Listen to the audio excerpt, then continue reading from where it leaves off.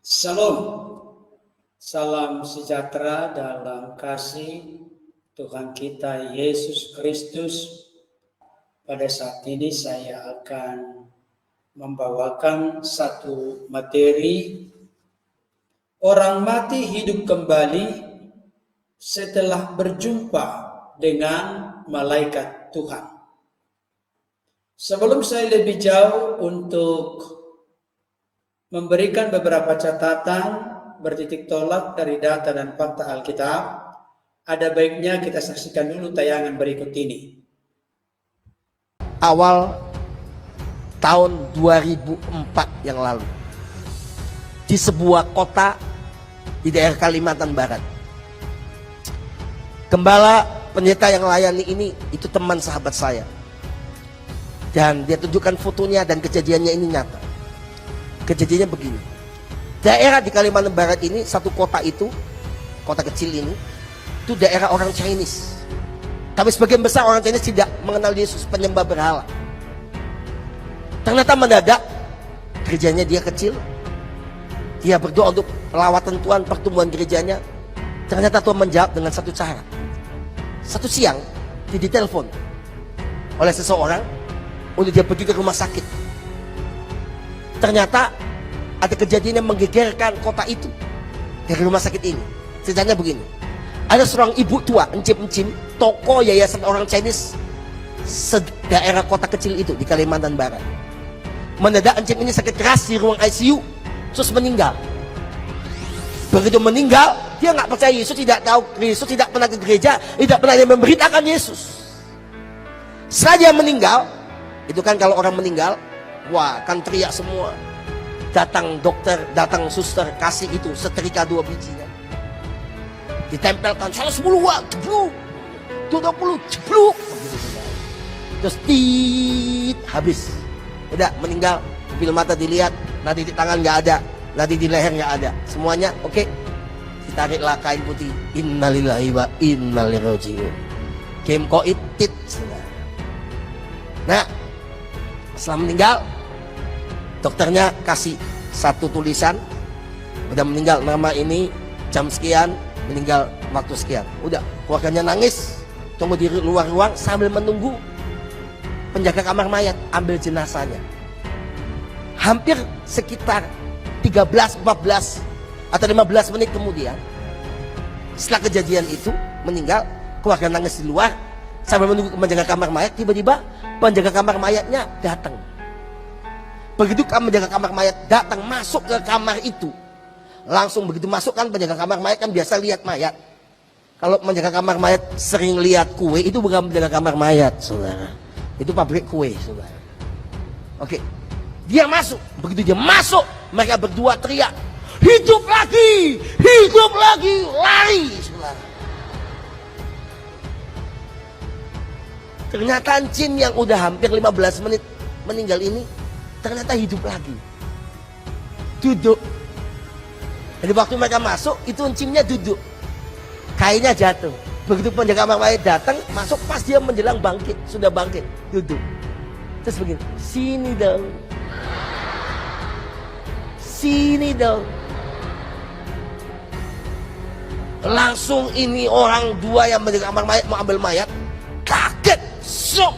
Tidak pernah dia lihat orang mayat itu hidup lagi, apalagi duduk, sudah. Tersenyum, sini dong.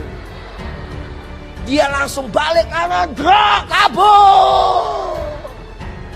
Karena dia pikir dia sini dan terus begini. Kebanyakan nonton vampire, saudara. Begini terus. Ampuni dia Tuhan. Begitu bangun, saudara. Saya mau cerita begini agak ketawa supaya saudara nggak tidak tiba-tiba ingat khotbah saya tadi malam nggak bisa tidur. Ini kejadian betul terjadi awal tahun 2004 di sebuah kota kecil di Kalimantan Barat. Itu dia bangun, saudara-saudara. Dia panggil. Ternyata keluarga juga kaget, dokter susus kaget. Ini orang mati bangkit sini. Tapi yang aneh, setelah mati bangkit, dari mulutnya nyanyi satu pujian. Satu pujian keluar dari mulutnya. Saudara tahu begitu pujian ini keluar, saudara, Tiba-tiba saudara, pujian keluar. Kan ini nggak tahu gereja, nggak tahu Yesus, tidak tahu soal Al-Quran. Tiba-tiba bisa nyanyi. Salah satu cucu jauhnya dia, itu Kristen, dan berkata begitu. Loh, kok nyanyi lagu gereja? Dia beranikan diri datang. Ternyata dia cerita, waktu dia mati bangkit. Saudara, itu karena kehendak Tuhan. Ceritanya begitu dia meninggal, dia bercerita. Dia lihat rohnya lepas. Dia lihat tubuhnya tergeletak, dokter datang, para medis datang, dia naik terus. Tembus ke atas plafon dan masuk ke daerah, yaitu alam yang kekal itu. Waktu dia dalam kondisi alam yang kekal itu, yaitu dia pada posisi di lereng bukit begini. Waktu di lereng bukit ini, sebelah bawah itu neraka yang menyala-nyala. Sebelah atas itu adalah satu bangunan yang besar sekali, dingin, terbuat dari emas indah, itu surga yang mulia. Saudara, karena dia tidak percaya Yesus, waktu dia meninggal dijemput oleh yang jubah hitam. Lalu dia lewat masuk ke alam itu. Tiba-tiba ibu ini, jin tua ini, dia dalam posisi di lereng itu. Dia sedang ditarik oleh iblis yang menjemput dia masuk ke neraka. Masuk ke neraka.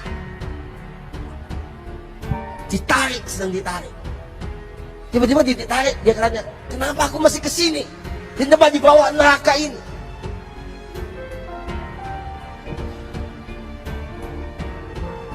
Tiba-tiba waktu dia ditarik, saudara, oleh malaikat iblis ini, dia berkata, kenapa saya tidak boleh masuk ke atas? Itu kan tempat apa namanya?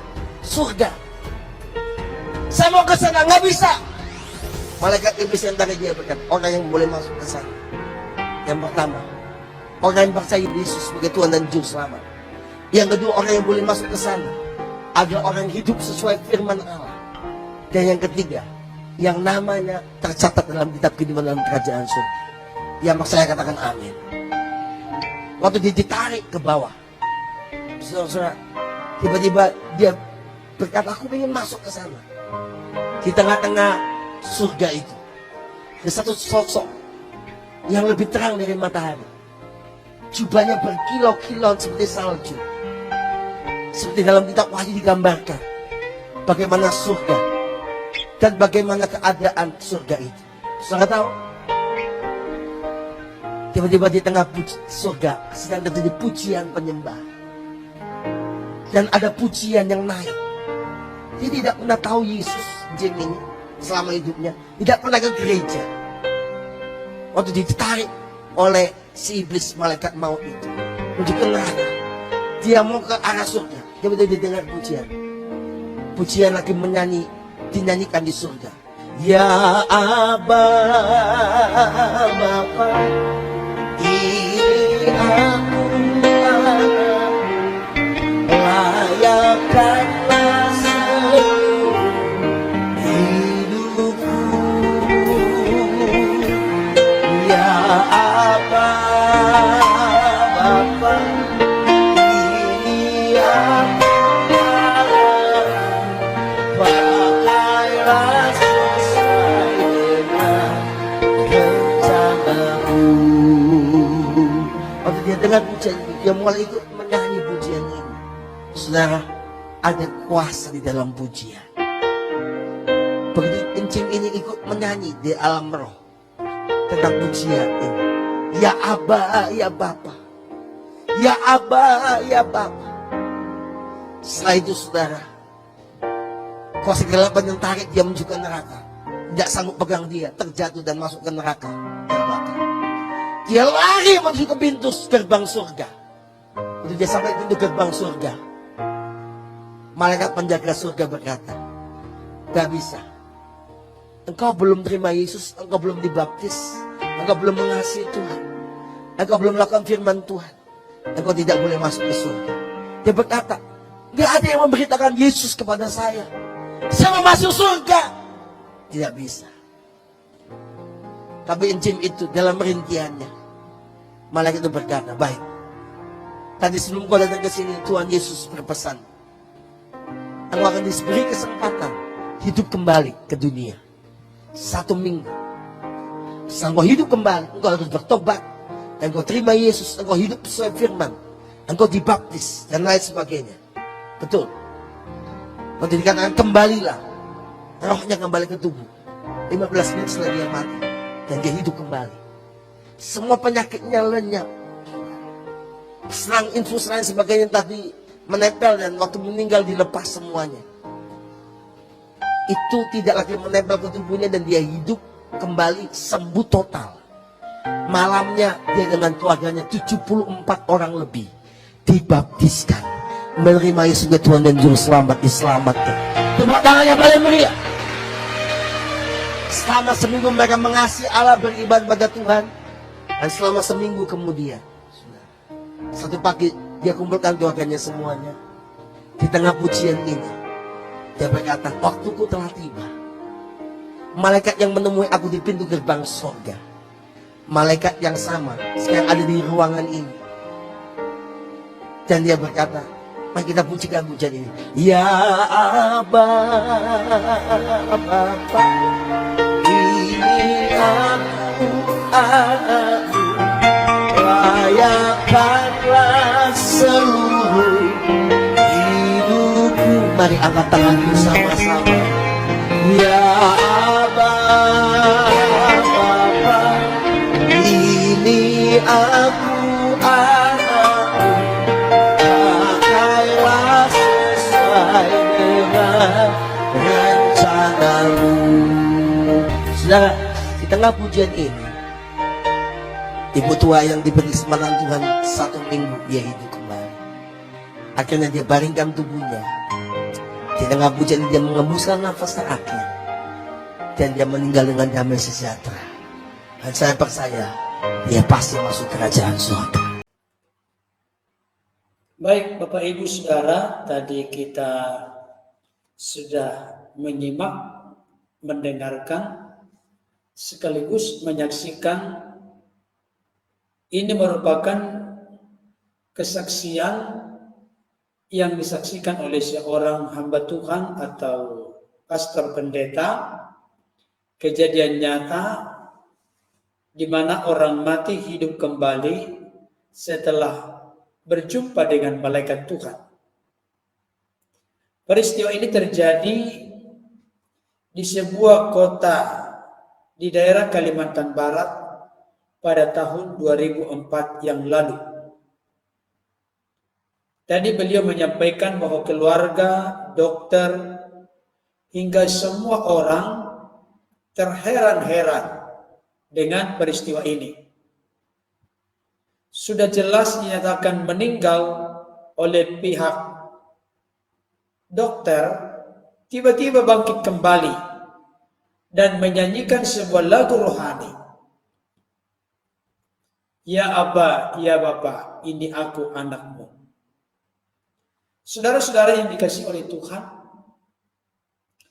ini merupakan salah satu kesaksian yang membuktikan betapa seseorang mutlak membutuhkan Yesus dalam hidupnya. Coba, ini merupakan kasih karunia yang sangat luar biasa. Setelah dia melewati kurang lebih katanya 15 menit dulu meninggal, sudah dibawa ke ruang mayat.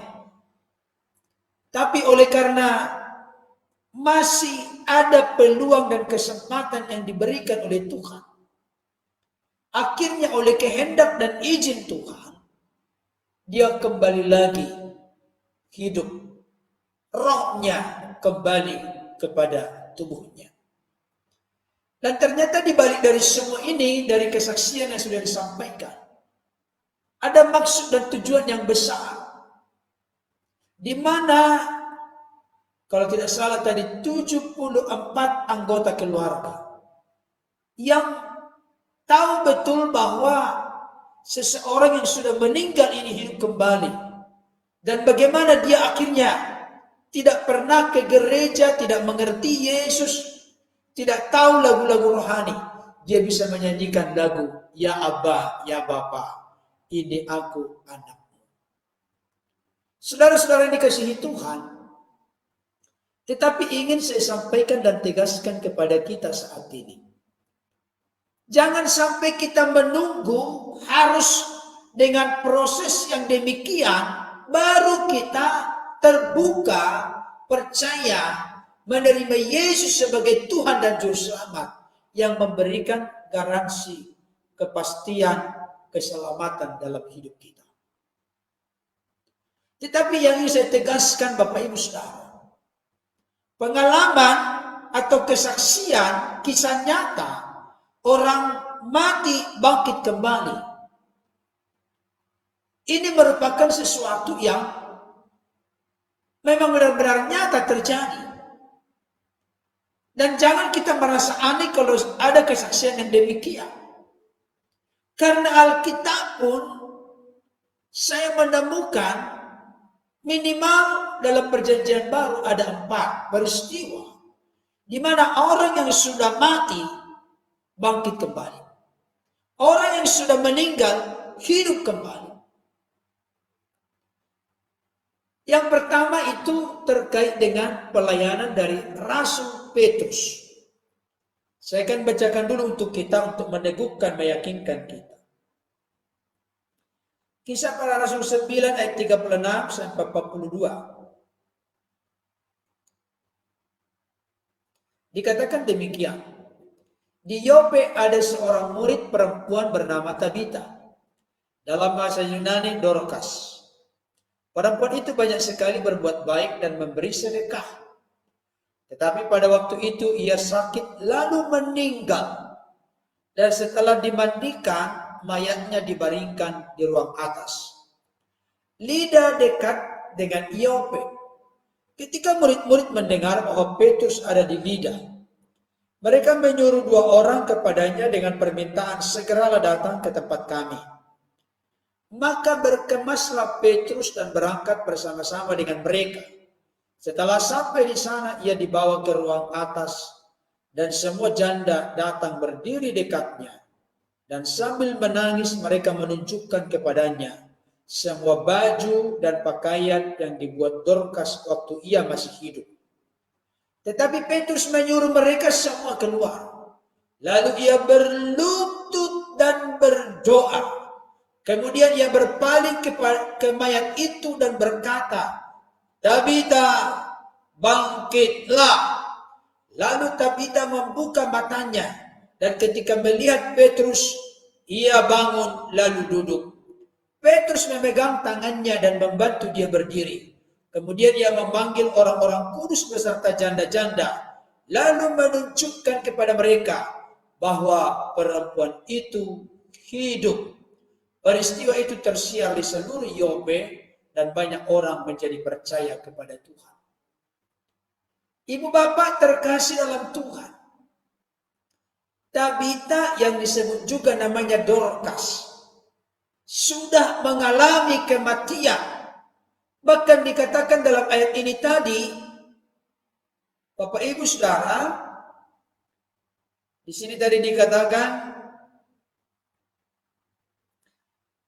mayatnya sudah dimandikan, dibaringkan di ruang atas. Jadi benar-benar sudah mengalami kematian. Tetapi oleh kehendak Allah, seizin Allah, oleh karena kuasa Allah, ternyata orang yang sudah mati pun bisa bangkit dan hidup kembali. Dan itu lewat pelayanan yang dipercayakan oleh Tuhan kepada salah seorang rasul atau murid Yesus bernama Petrus. Disinilah merupakan sesuatu yang kelihatannya misteri dan rahasia. Tapi Tuhanlah yang menjadi sumber kehidupan. Itu sebabnya tentunya ini bukan karena kuat gagah kehebatan Simon Petrus. Termasuk nanti ketika Petrus pernah menyembuhkan orang lumpuh. Jangan pernah mengira, jangan pernah berpendapat, jangan pernah mengambil kesimpulan. Orang ini sembuh oleh karena kekudusan kesalehan kami. Tapi semua oleh karena kepercayaan dalam nama Yesus. oleh karena kuasa Allah yang terjadi di sana. Demikian juga dengan seorang Rasul Paulus. Nanti Bapak Saudara bisa baca di dalam Kisah Para Rasul 20 ayat 9 sampai 10. Seorang muda yang tidak mampu menahan kantuknya karena Paulus begitu panjang berkhotbah, mengajar, berdiskusi, karena ada saatnya mereka akan berpisah. Karena saking kantuknya dia jatuh dari lantai atas dan dia mengalami kematian. Paulus merebahkan tubuhnya kepada orang itu dan dia bangkit kembali, hidup kembali dari kematian. Jadi saya mau kasih tahu, Alkitab ternyata banyak menunjukkan, membuktikan apakah nanti melalui nabi, apakah melalui rasul, termasuk melalui Yesus sendiri. Kenapa saya katakan melalui Yesus? Paling tidak yang saya temukan ada 2 peristiwa di mana Yesus membangkitkan orang mati. Pertama dengan seorang pemuda di Nain, anak dari seorang janda yang mana anak ini menjadi tumpuan harapannya di masa tuanya yang akan mengurus dan memperhatikan dia. Ternyata juga mengalami kematian. Setelah sudah diusung, dibawa ke tempat penguburan, di tengah jalan berpapasan dengan Yesus. Rombongan Yesus mau masuk ke kota Nain, rombongan para pelayat dan juga ibu ini mau keluar dari pintu gerbang Nain dan mereka mau menguburkan anak muda itu. Di tengah jalan, Yesus mendekati usungan mayat itu dan berkata, "Hai anak muda, bangunlah." Maka anak muda yang siap untuk dikubur ini sudah diusung ke tempat pemakaman. Ternyata bangun dan hidup kembali. Saudara-saudara dikasihi Tuhan, demikian juga dengan peristiwa yang sangat spektakuler yang kita tahu bersama di dalam Yohanes pasal 11. Saudara dari Marta dan Maria bernama Lazarus. Lazarus ini lebih hebat lagi. Sudah 4 hari dikubur. Dan Marta berkata, ketika Yesus berkata, "Gulingkan batu itu." Marta berkata, "Tuhan, dia sudah berbau busuk karena sudah 4 hari dalam kubur." Tapi Yesus tetap berkata, "Bukankah tadi sudah kukatakan kepadamu, jikalau engkau percaya kepada Allah, maka engkau akan melihat kemuliaan Allah." Maka Yesus pun berkata kepada Lazarus, "Lazarus, keluarlah." Maka Lazarus pun keluar. Kalaupun tubuhnya sudah berbau busuk, bisa kembali hidup. Inilah kehebatan dan kekuasaan daripada Tuhan kita. Dan saya mau sampaikan kepada kita, kalau masih ada orang-orang di luar sana yang masih tetap tertutup pintu hatinya untuk tidak terbuka percaya kepada Yesus sebagai Tuhan, Lord, Kurios, Juru Selamat dan Penguasa dalam hidup, sudah sangat keterlaluan, tertutup mata hati dan mata rohaninya. Saudara-saudaraku yang dikasihi oleh Tuhan, memang kita meyakini, mempercayai Yesus bukan hanya sekedar dalam takaran mujizatnya, keajaibannya, tapi dia adalah pribadi yang kudus yang datang dari surga. Dia rela menyerahkan nyawanya, mati di kayu salib, bangkit pada hari ketiga, dan telah naik ke surga menyediakan tempat bagi kita. Saya mau mengatakan dan mengingatkan kepada kita, orang mati hidup kembali.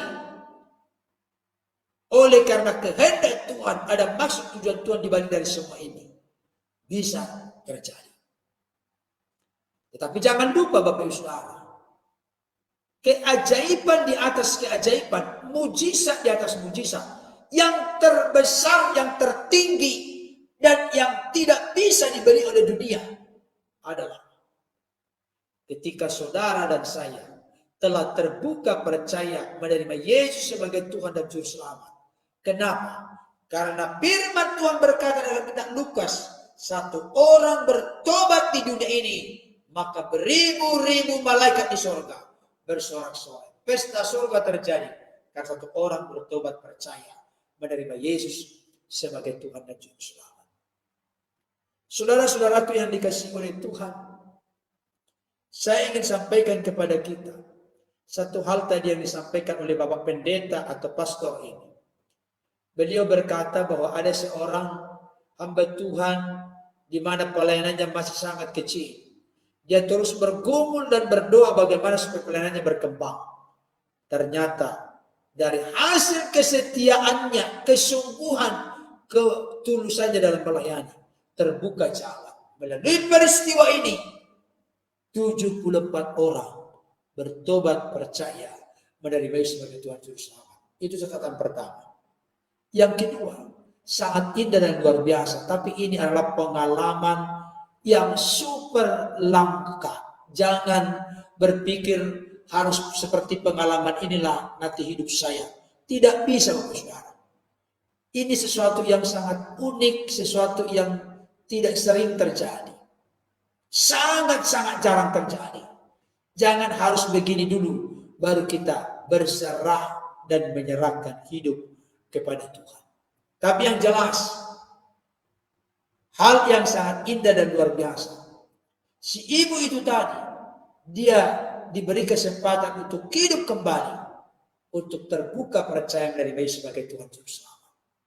Setelah 1 minggu hidup, dia mati kembali. Tetapi jangan lupa, dia mati kembali, dia pasti di surga.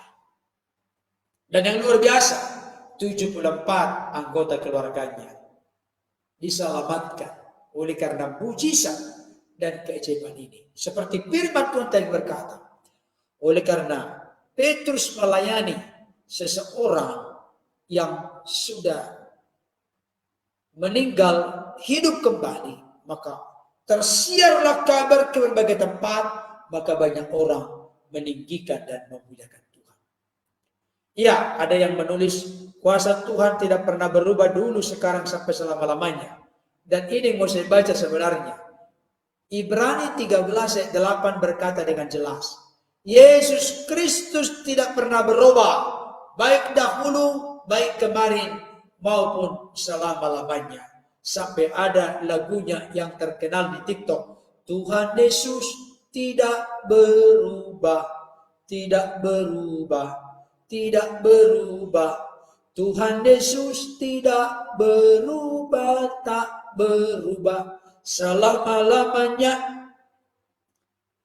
Tuhan Yesus tidak berubah, pribadinya tidak berubah, doktrin dan ajaran tentang dia tidak berubah, dan juga kuasanya, mujizatnya, kasihnya, kebaikannya juga tidak berubah. Kalau 2000 tahun yang lalu oleh Yesus sendiri, oleh para rasul dan nabi, apalagi kalau nabi itu lebih banyak lagi ribuan tahunnya di masa sebelum Kristus datang dalam eksistensi keberadaan sebagai manusia, terjadi mujizat, maka sekarang pun kuasa Tuhan masih tetap bisa terjadi untuk kita alami semua. Oleh karena itu, saya ingatkan bahwa mujizat Tuhan, kuasa Tuhan, keajaiban Tuhan terjadi menurut Tuhan dan untuk kemuliaan Tuhan masih bisa tetap terrealisasi, terlaksana sampai sekarang.